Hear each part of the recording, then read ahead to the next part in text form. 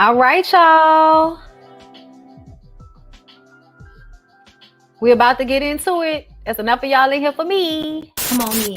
Come on in. Come on in. Not come on in. Not come. Sorry, y'all. Y'all know I'm weird. Whatever. Hey everybody, what's up? It's your girl Bondi Blue. So let's go ahead. Let's go ahead. Hey everybody, what's up? It's your girl Bondi Blue. Okay, follow me on Instagram and let's get into the video. Right? What's up, you guys? Oh my God. How are you guys doing? I feel like the lighting is not what I thought it was going to be. Let me see. Oh no, that's just like, okay, and then Lyric's not here to help. Okay, fine. So we'll be probably doing most of this maybe off camera. I don't know. You guys let me know. How does it look? How does it sound? I feel like I need to put my other camera on, but then, my other light on, but then that will require me to have to get up and it's too much of a situation and the mic is like right here. But oh my God. Hi, everybody. I hope everybody is doing great on this beautiful Saturday. Yeah. Listen. Woo! I'm not going to do it, but y'all know I'm living for this Whitney tea that I just got from Old Navy. Okay, this is pregnant. This is right here. This is like pregnant Whitney Houston, which y'all know was like real healthy Whitney Houston. Okay. Anyway, so a few things. Okay, before we get into the topics for today, we're gonna be talking about Cardi B. We're gonna be talking about JT from the City Girls and whatever is wrong with her. We're going to be talking about Too Short. We're going to be talking about Pose, okay? And a little bit extra from this Nia Riley interview in which she, recycles old information. Bitch, you about to be on Love and Hip Hop? Why are you telling us all this again? Never mind, okay? We'll get to it when we get to it, all right? But yes, okay? I have been reading Life After Death, which is the continuation to The Coldest Winter Ever by Sister Soulja. Now, y'all know my eyes are bad, okay? So I have been listening to the audiobook, and Nia Long is the narrator, and I love it. Honestly, it was rocky at first because I wasn't understanding what was happening, and I think if I had been reading it myself, I would have been even more confused. And I know a lot of people probably gave up on the book or probably felt like this is trash. I'm not reading this. I want my money back, all of this. But I think if you can just, in Sister Soulja's own words, allow the story to happen to you, I think you can take the trip and understand where she's coming from with it. I'm gonna just give y'all a little tidbit before we get into it. But basically, the main character went to Santiago. Thank you for the happy anniversary. Thank you. I appreciate y'all so much. We're actually going out for a little early dinner later on. Okay. Actually after this live, an hour and a half. So I got to get through these things. All right. But I definitely wanted to come to y'all and talk to y'all about it because I'm actually enjoying it. I am on, I'm about to tell y'all what chapter I'm on. I'm on chapter 32 and there are 38 chapters. So I'm almost done. I'm getting to the end of the book, really. And there was a time where it was very confusing and I didn't know what the hell was going on. And then there's a part where I definitely realized what was going on. Like I had like an understanding. I was like, she's obviously, once we realized she's dead, once we realized who killed her, and she still has this same mindset. And once I realized that she was in like some form of purgatory, that's when I realized what was going on and why it seemed like dreams. And that's the thing that caught me, is that I often have very vivid dreams. My dreams often happen in like grandiose settings sometimes, like because of Katrina. One of my dreams that I have, where I have my nightmares, is always like a big boat, or the world is like now all water, so everybody transports and lives and travels on these huge boat like resorts and hotels, but they're so big that they don't actually feel like they're moving or anything. And you kind of transport through glass elevators and stuff like train systems through the boats. Mind you, this is all just in my dream, but I've had this setting in my dream several times. Okay. And it's always like the world is ending, but somehow my family ends up all being on this boat and we're all okay, but there's still something scary that's happening, like still somebody running after us or chasing after us or something like that. But the way my dreams would shift and move and how I would feel about them, you know, all of that type of stuff. Like when I was listening to the audio book, that's what it felt like to me. It felt like the way my mind understands my dreams, where things aren't really making sense as far as how you're moving throughout the dream, like changing place to place, or, you know, with rooms that are in different spaces than they normally are, you know, all of that type of shit. I don't know if y'all understand that. But once I understood that portion of it, I was like, okay, so she's looking at it at hell, or, you know, purgatory or life after death as the headspace or the consciousness of your dreams and what that feels like. And once I understood that, I was kind of like, okay. And now I can actually think about other movies and other books where the theme is similar. You know what I'm saying? Like, What Dreams May Come. I don't know if y'all ever seen that movie with Robert Williams back in the day. But there, the other books, the 5 People You Meet in Heaven, like those types of situations. Like I, you know, read books like that. I always kind of been into like purgatory and life after death and things like that. Thank y'all for the super chat and the super sticker, testing this thing out. Thank you. And thank you, Miss Erica. I appreciate you. So the book is really interesting to me, and I'm going to do like a full discussion about the book for my Patreons and my members. I'm just trying to decide when. I want to give you guys enough time to actually read it and finish it if you have started it. But I'm definitely, you know, feeling it and where it's going and the message that it's trying to portray. And to me, the overall message is that you can't go throughout your life being all about yourself, worshiping, you know, material things, and shitting on people and thinking that that's the way you can get through life and then everything will still be good at the end of it all. Like, you can't think that. And when you think about Winter Santiago and her role as a woman, like how ignorant and deep enshrouded in ignorance you have to be to not even realize that the devil is the devil when somebody tells you the devil is the devil. You know what I'm saying? Like, you don't even realize you're in hell because you don't even know what's good, because your understanding of life was so fucked up, because your people set you up in a way that, you know, you really didn't have an understanding of right from wrong. It's all about, you know, scratch and survive, good times and shit. You know, there isn't a part of the book that makes me feel like Sister Soulja must be a Muslim of some, you know, sort, I guess, because the actual religion that they put as the hierarchy is a lie. You know what I'm saying? Which is cool. You know what I'm saying? But it's not something that I believe in. But there is a mercy involved in the heaven and the hell system in this book that I've never quite heard attached to Islamic or, you know, Muslim religion. So it's very interesting. And I think that it's a good book. And I think that understanding that somebody's, you know, lifestyle can end up being their constant hell in their own mind. You know what I'm saying? Like, I think it really was great. To be honest, like when you think about the way Sister Soulja kind of put it together and weave, you know, when I really think about it, I've been enthralled since I started listening to it. Okay. So yes, life after death, Coldest winter ever. I'm still waiting to find out. I know I need to go and listen to the Breakfast Club interview that she did about the book because I really want to hear her perspective and what she feels about it. But just The Sixth Sense, another one, that life after death situation. She practiced Islamic faith. Okay, that's what I thought. It because that's the one that she puts as, first and foremost. And there's even, I feel like people have such a misunderstanding of African spirituality, which annoys me, which kind of I felt defensive, and I had to kind of like let that go as I was reading the book because it was annoying me. Like nobody worships their ancestors. That's not what that is. Your ancestors are like your communicators. They give you, because they have a different vantage point.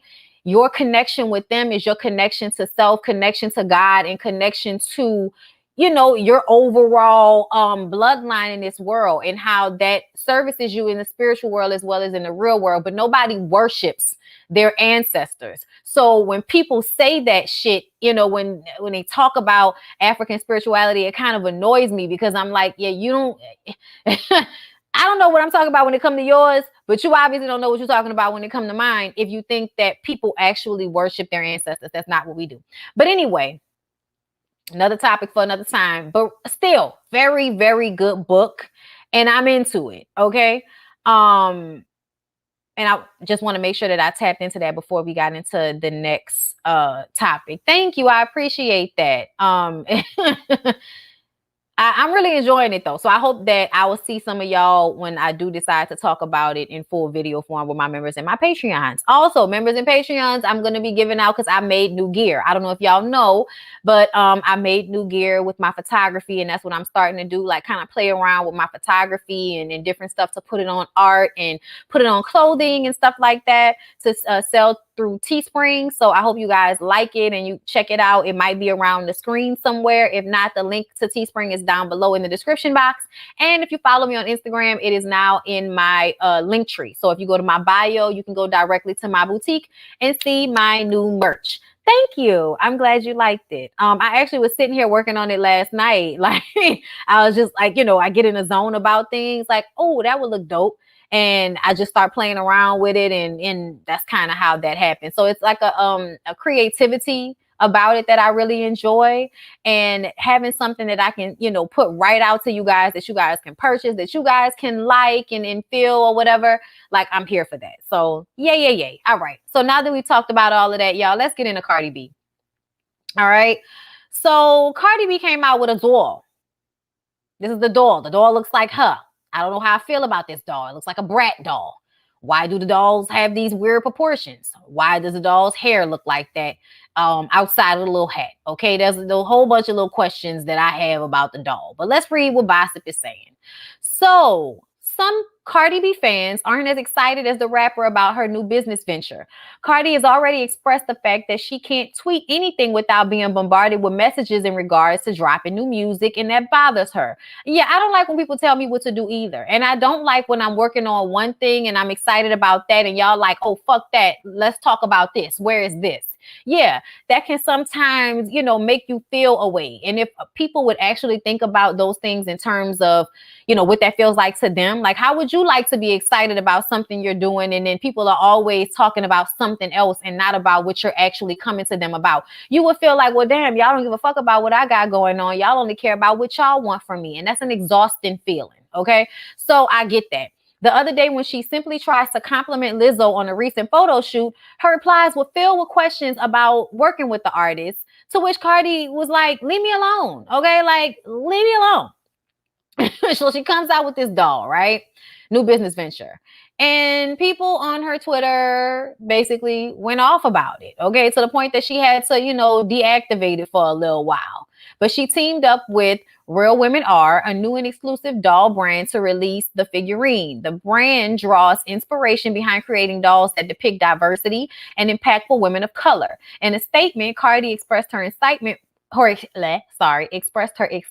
the partnership, telling fans that she hopes the new toy line will help to inspire little girls around the world. As everyone knows, I'm a mom, and today more than ever, it's important to me to give my daughter inspiration and badass women to look up to, shared Cardi B. Working with real women is a chance for me to provide my daughter and other little girls something that looks like them to play with, to inspire them. We're in the White House now, but we're still so far behind in other places. Representation matters. Okay. And she continued on to comment on that, and people just weren't feeling it, to the point where she deactivated her Twitter. And she basically said, I have so much pressure. I'm working on a lot of shit to please people. She said on an Instagram live, I want to please my fans because y'all been asking for something from me for so very long, for a very long time, and I can't say, and I'm doing it for y'all. Hey, you're dropping a fucking doll. We want an album. How am I supposed to be rich? How am I supposed to build my net worth? Right. And I understand that. Okay. Luckily for Belcalis, her doll sold out in minutes. So it looks like not everyone was disappointed in the announcement. I think it's cute, but at the same time, okay. So I grew up in the era where you don't want the doll your little girl is going to play with to have stripper wear.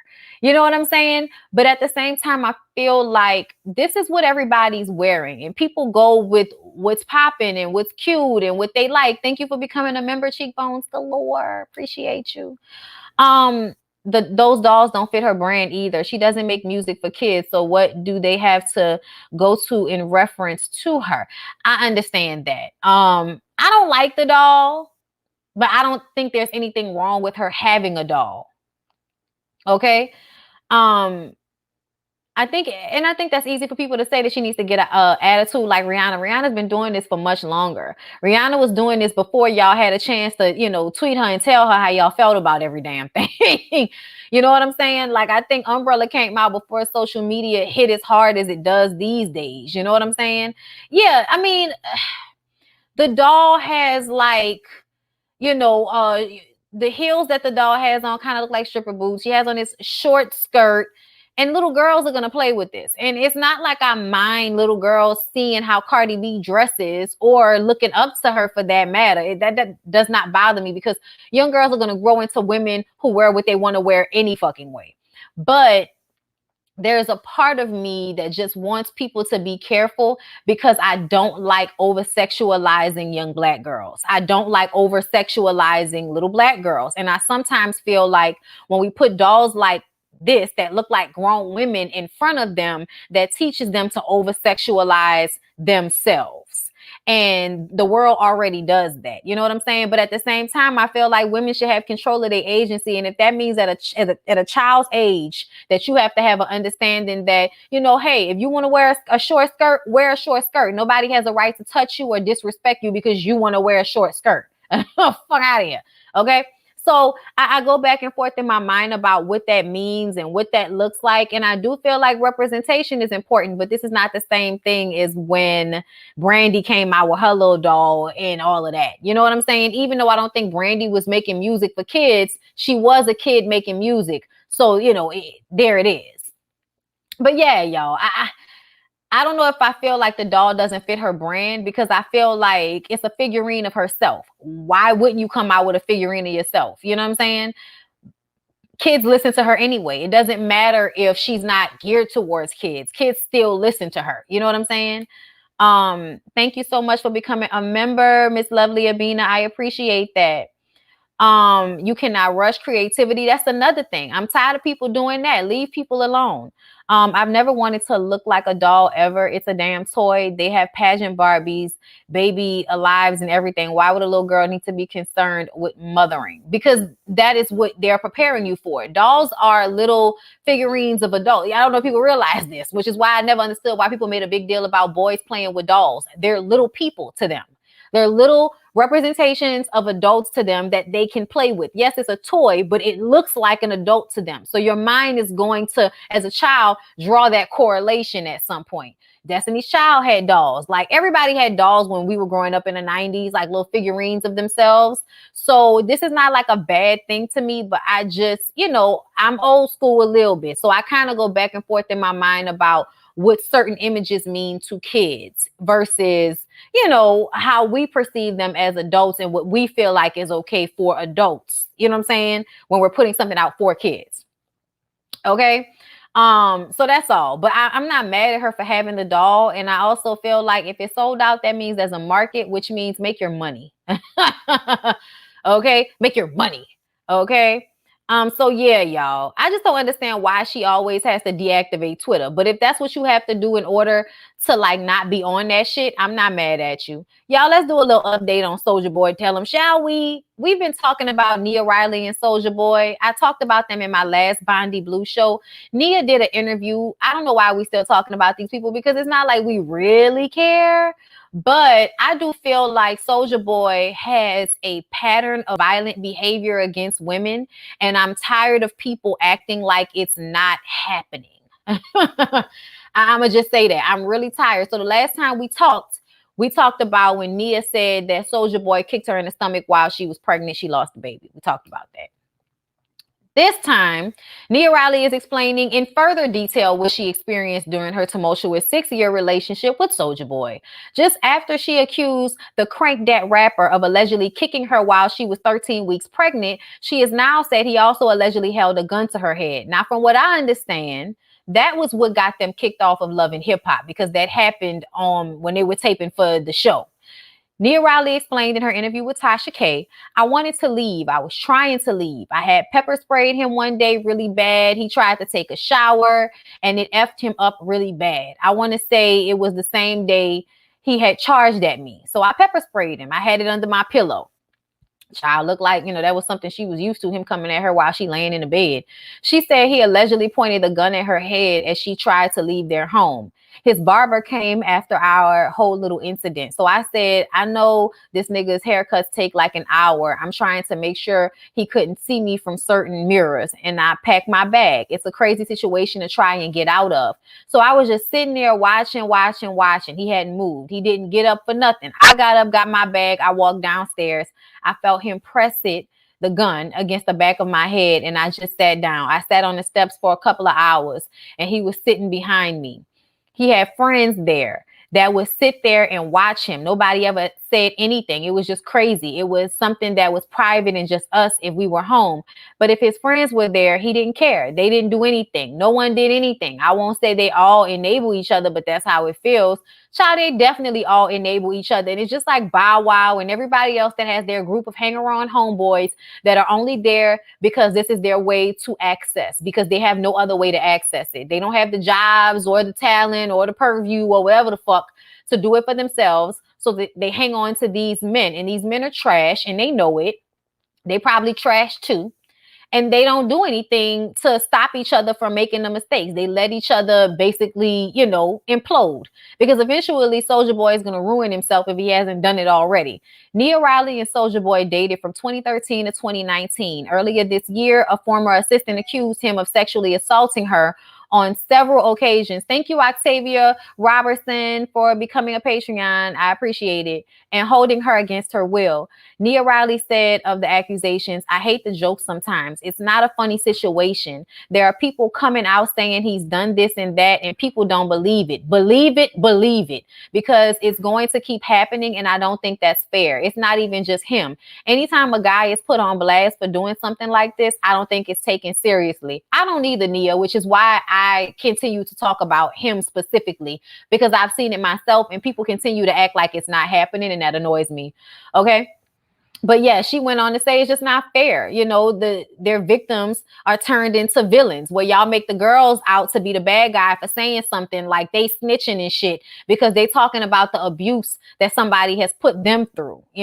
She said, me being on the show, I was the one bashed and dragged through the mud, but he's the one cheating and got me looking crazy, but I'm the bad person. And what hurt even more is looking at women who look just like me or like they could be in my family are talking to me like this. She added that she needed time to heal before speaking out.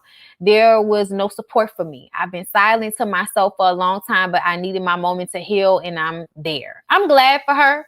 But I also feel like there's an area of this where women are gluttons for punishment, and they have to get tired enough.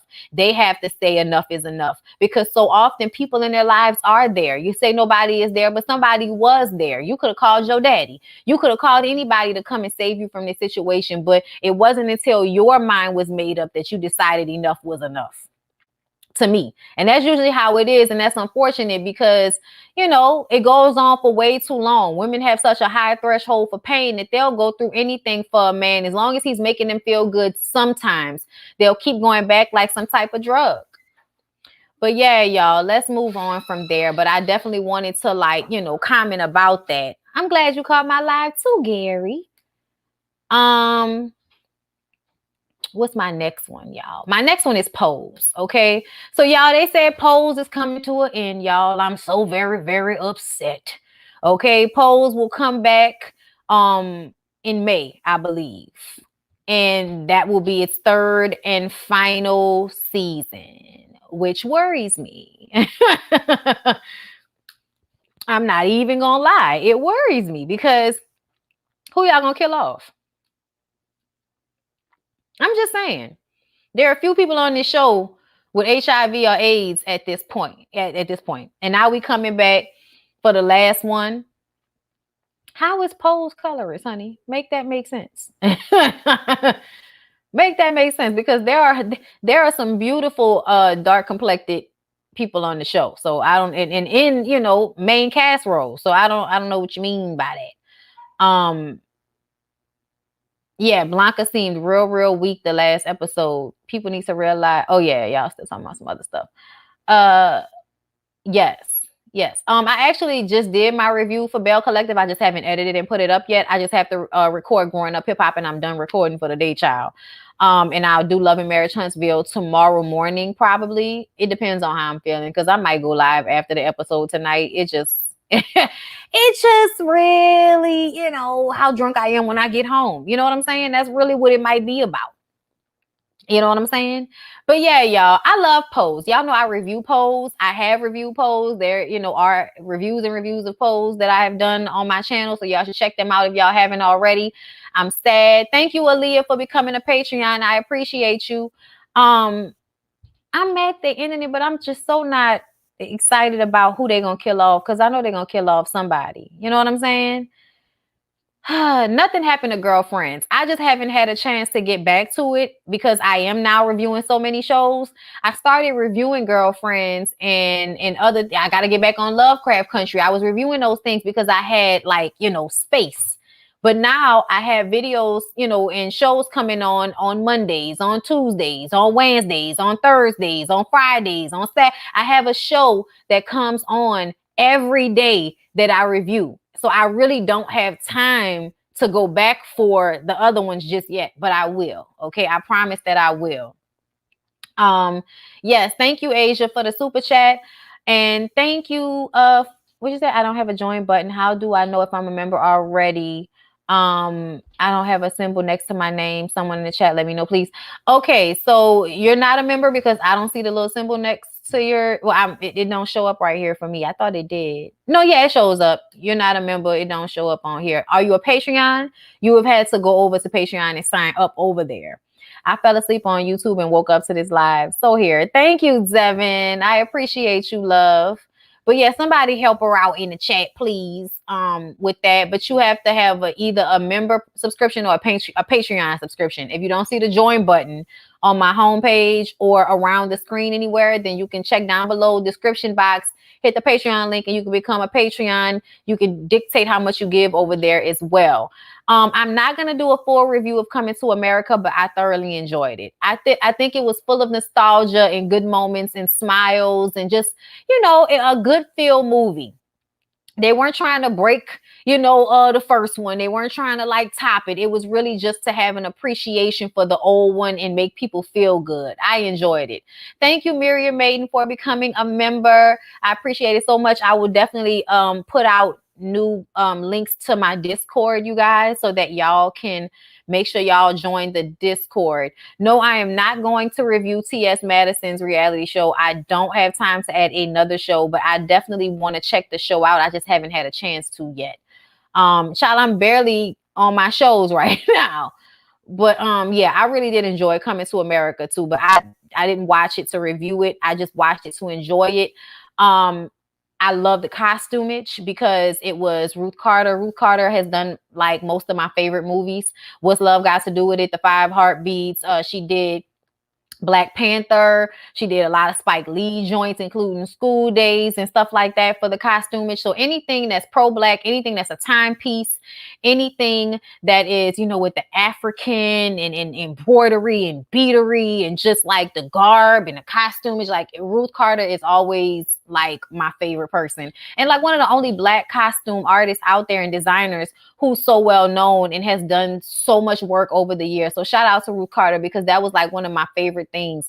Leslie, y'all know who I'm talking about. What's Leslie's last name, y'all? But y'all know the comedian.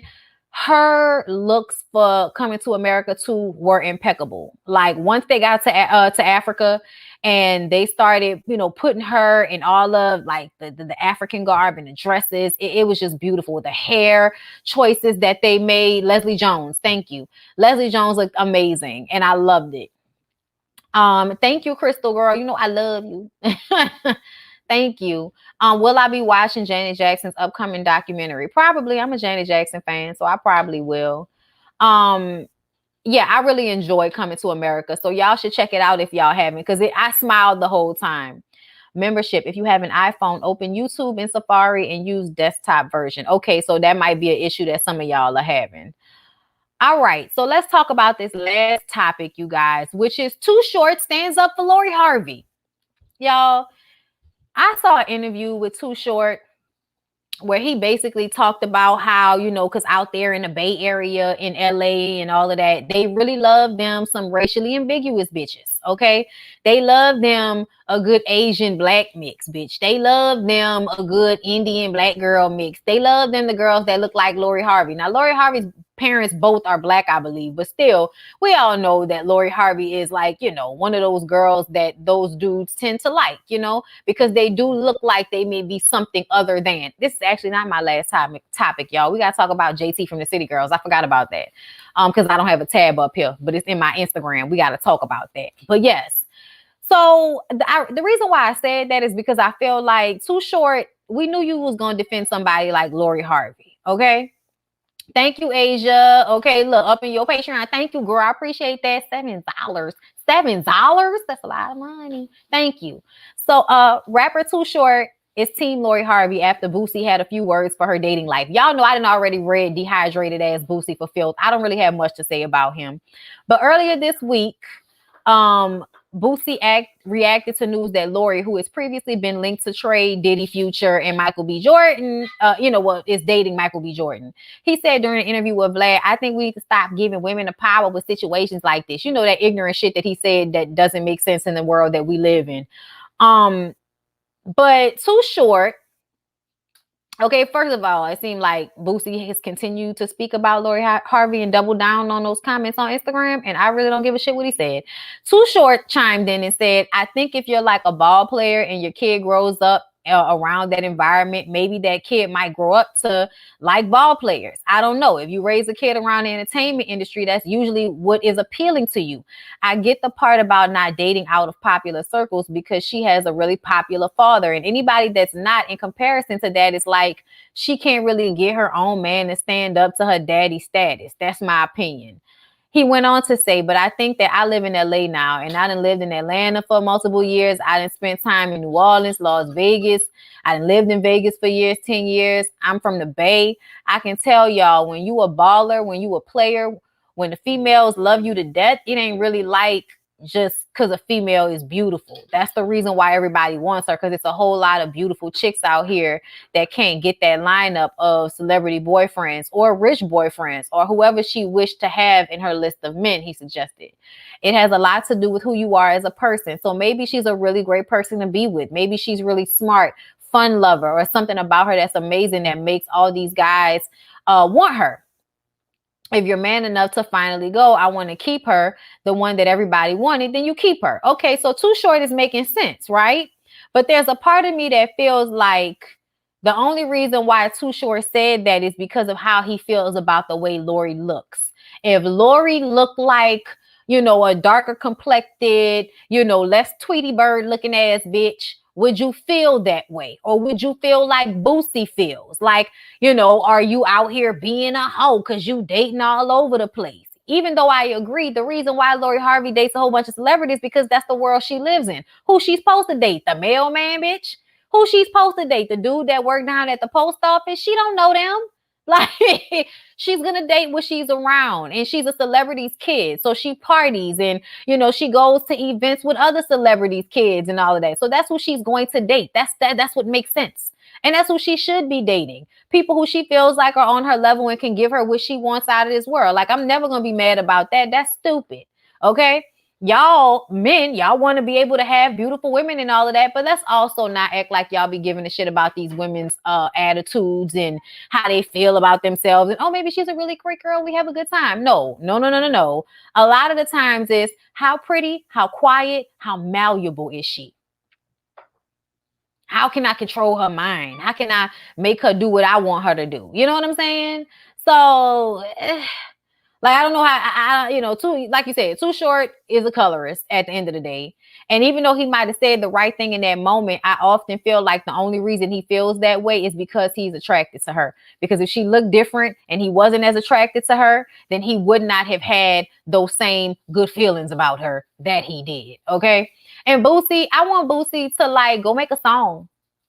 Like, figure out how to make sure your medication is on, subscription service. I don't know. But do something with your life that doesn't require you having so many negative opinions about somebody else's pussy. That's it. Let's move on from there and talk about JT from the City Girls. Okay, in a motherfucking City Girls. Listen, normally I be here for the ignorant ass City Girls. And what I mean by that is some people just be ignorant. And that's who they are. And you appreciate them for their works and what you know about them to be good. And you leave the rest where it's at.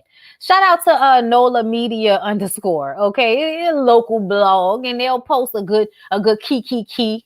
Okay, so I follow them, right? And they put this story out. JT blocks fan with cancer. Okay. And I was like, oh, that sounds fucked up.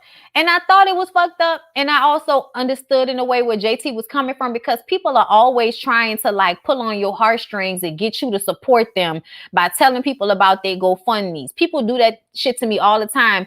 And as a rule of thumb, I don't engage. Like, it may seem fucked up. It's not like people don't want you to get the help that you need, but we can't trust that you're not scamming us, and we don't have the time to do the research, bitch. So because we can't trust what you're saying, because you can be somebody lying, because you can be somebody that's just trying to use us to get help, we're not going to like do all of that. I'm sorry, but a lot of us aren't going to use our platforms because we don't want to be responsible if it comes out that this is all a scam, because they do be scams. Okay. But either way, this young lady, and I'm not saying she is, because I don't think she is, but I'm just saying that's the mindset that you have when you're a person that people are always trying to like pull and grab from and reach out to and all of that type of shit. Okay. But this young girl says she's been battling with cancer for 4 years. Her condition has now worsened, spread to her bones. Please donate to help pay for my treatment. If you could please share a retweet, it would be greatly appreciated. Anything helps. We're desperate. So I probably would have just retweeted it, because to me, that's easy. You know what I'm saying? It's easy to retweet something. But I also feel like I said, I don't like to do that just in case it's on bullshit. I don't want nobody coming to me like, oh, I helped somebody, scam them out their money. So that's why a lot of times I don't do that. But this is where shit gets ugly and unnecessary for me. When JT from the City Girl says, don't use my name to network, go pass out flyers, and stop applying eyeshadow with your fingertips, raggedy asshole. And the girl says, hey, JT, this is what she said. Hey, JT, sorry to bother you. I know I've said this before, but I'm a fan of yours, and I think you're amazing and funny. Seeing you helps me keep my spirits up when I'm in pain. I'm dying and have cancer. You said you would DM me, but never did. I still would like FaceTime you for 5 minutes if possible. Love you. Now, listen. It sounds like you done been harassing the shit out of JT, and you done probably aggravated the shit out of JT. It really do sound like that. But the response is not what should happen. The response is not what should happen. Because at the end of the day, if somebody really is out here dying, going through physical pain, and your raggedy, ignorant ass actually makes them feel better, and they telling you that, and this is the way you respond to them, shitting on them and making them feel worse, than they should have to when they already going through something that's extremely fucked up. Like, I personally feel like that is disgusting and sad and fucked up.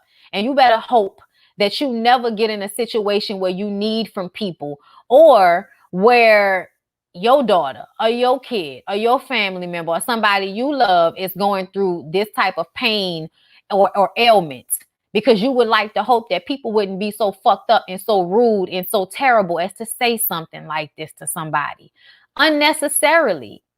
You know what I'm saying? That's what I'm saying. They have enough followers to pretend they never seen it instead of doing that. Exactly. And that's my point. Because a lot of times you really don't see shit. I have a lot of followers, not nearly as much as JT and City Girls and all of them. I don't have no millions of followers. I barely got the thousands I have. Okay. 20 some thousand on Instagram, barely 10,000 on Twitter. You know what I'm saying? And my little extra shit over here on YouTube, you know? But I appreciate my shit.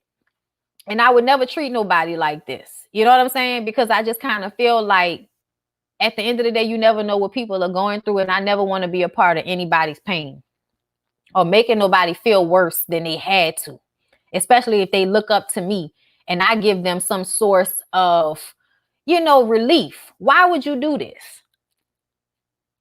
Everybody can't be Beyonce. Everybody can't be Beyonce.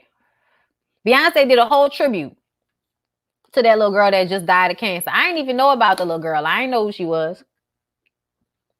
But I saw she died. And I thought it was sad. And I thought it was sweet that Beyonce and other people, you know, in the industry posted things about her and said how sweet she was, because people be out here going through everyday physical excruciating pain when they have cancer. And little small things help people feel better. You know what I'm saying? But this is also true. You can't idolize everybody. And that's why I said at the beginning, before I started talking about the bitch, that you have got to appreciate people for what they do and appreciate them for the works and let them hoes go. You can't look at JT from the City Girls like she's supposed to give you, you know, compassion. That's not who she is. She's a person. She's a rapper. You want to feel good? Put on her music. You want to see her and see what she got going on? Put her ass on, so, you know, put on her Instagram live or play her music or do whatever. But what you don't do is require your personal shit from somebody you don't know. It doesn't matter that you are sick. It doesn't matter that you are poor. It does not matter whatever you have going on. You cannot rely on people you do not know for them to have kindness in their heart, because people are not raised the same. People are not always going to be that person. And there's nothing wrong with asking for help. But JT from the City Girls ain't the one to ask for help, you know, to ask for help. Okay? Child. I can't, Marcella, you must be late, honey. I've already commented on the scammerization. Okay? JT seems like she barely holding on herself, doing club walkthroughs, crying and being an essential worker. Be careful how you treat people. She essential, but she was an essential worker. When was she an essential worker? Okay. But at the end of the day, like I said, JT is a stranger to you, bitch. She is a stranger. And you need to act accordingly. And don't be out here, you know, glorifying and idolizing false gods and shit. And I'm talking about for real, for real. And they got celebrities I love, y'all. Don't get me wrong. They got people that I would freak out, you know, cry and all of that. But I feel like that's just because their energy is amazing and their work is amazing. But I still understand them to be who they are. And that's people. People. Okay? Everyday people. But yeah, y'all. That's all I got to say. That's all I got to say. It's 46 minutes. I'm about to go because we have a reservation. I hope y'all enjoyed this live. Okay? I enjoyed it. Y'all know I always like when we get to have our little chats. Even on a Saturday, you know, only with a few of y'all, only 751 people. Y'all can really like the video and stop stalking a bitch. It is greatly appreciated. Thank everybody who became members, who super chatted, who became Patreons, all of that. I'm gonna remind myself to send out a link. We're about to go out, so I might vlog on my other channel, Relax with Blue. So y'all make sure y'all subscribe to that channel. Thank you, Mrs. Kiki, for becoming a member. Okay, y'all have a good rest of y'all day. All right, and I'll see y'all next time. Look for my videos later on today. Bell Collective, Love After Lockup, and Growing Up Hip Hop Atlanta. Peace out.